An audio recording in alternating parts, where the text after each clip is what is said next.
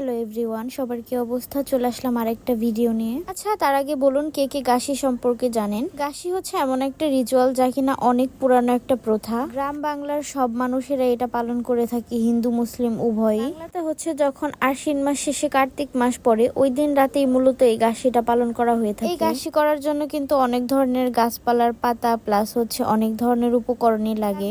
কিন্তু দেখতে পেলেন নিম পাতা থেকে শুরু করে পিপুল প্লাস হচ্ছে তেলাকুচের পাতা, আমাদের আঞ্চলিক ভাষায় এগুলোকে যা বলে তাই বলছি। এগুলোকে হচ্ছে তুলে নিতে হবে কিছু কিছু করে। অনেকেই হচ্ছে নিম পাতাটা ভাজি করে খায়, যেটা কিনা স্বাস্থ্যের পক্ষে অনেক বেশি উপকারী। আর এই পাতাগুলো হচ্ছে নর্মালি এমনি উঠায়, মানে যখন রিচুয়ালটা করা হয় তখন এগুলো সব দিতে হয়। আর এগুলোকে কার কার আঞ্চলিক ভাষায় কি পাতা বলা হয় অবশ্যই কমেন্ট করে জানাবেন। ছোটবেলায় যখন গাছি আসতো তখন কিন্তু নিজেই যে সবকিছু কুড়িয়ে কাড়িয়ে নিয়ে আসতাম, কিন্তু এখন হচ্ছে আমি দিদিকে বলছিলাম যে দিদি তুমি আমাকে একটু অ্যারেঞ্জ করে দাও সবকিছু। সেজন্য হচ্ছে দিদি আমাকে সবকিছু অ্যারেঞ্জ করে দিচ্ছিল, প্লাস দিদিও নিচ্ছিল। তারপর হচ্ছে আমরা চলে যাই পুকুরে পানা আনার জন্য। আর এই গাছি করার জন্য কিন্তু এই ছোট পানা মাস্ট লাগবেই। এগুলোকে হচ্ছে গাছের গোড়ায় গোড়ায় দেওয়া হয় ভোরের দিকে, যাতে গাছপালার ফলন ভালো হয়, এটা মানা হয়। আমরা আসলে ভাবতে পারিনি যে এত ইজিলি এই পানাগুলোকে পেয়ে যাব। ভেবেছিলাম হয়তো বা অনেক খোঁজাখুঁজি করতে হবে, কিন্তু হঠাৎ করে দেখি যে আমাদের বাসার পাশে যে পুকুরটা আছে সেখানে এই পানা হয়েছে। আর আমার কাছে কিন্তু এই পানাগুলো অনেক বেশি ভালো লাগে, কারণ ছোটবেলায় যখন খেলনাপাতি খেলতাম তখন এইসব জিনিস দিয়ে বেশি খেলা হতো। যদিও এখন সেই সব স্মৃতি হয়ে গিয়েছে, কিন্তু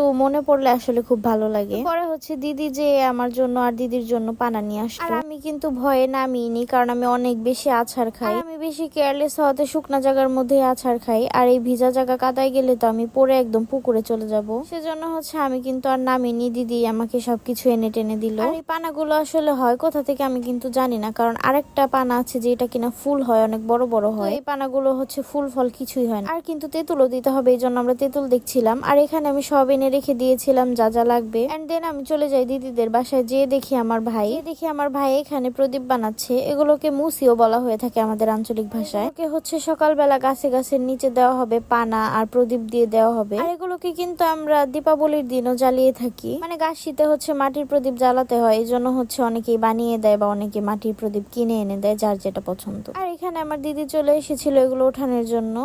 এগুলো হচ্ছে অনেকদিন আগে যে তালগুলো ঘষে উঠিয়ে নেওয়া হওয়ার পর যে বীজটা থেকে যায়, এই বীজটাকে হচ্ছে মাটিতে রেখে দিলে এটার ভিতরে কিন্তু এক ধরনের খাবার কিন্তু তৈরি হয়ে থাকে, যেটাকে কিনা আমাদের আঞ্চলিক ভাষায় ফুপা বলে থাকে। আই নো শুনতে একটু অকওয়ার্ড লাগতেই পারে, কারণ আমরা মানিকগঞ্জের ভাই, তো আঞ্চলিক ভাষা ছাড়া আসলে ওইভাবে অত শুদ্ধভাবে বলতে পারবো না। দেন হচ্ছে দিদিদের বাসায় কাঁচা হলুদ ছিল, আমি কাঁচা হলুদ নিয়ে চলে আসি আমাদের বাসায়, যেহেতু নিয়মের ভেতরে কাঁচা হলুদও দিতে হবে, এই জন্য হচ্ছে সবকিছু।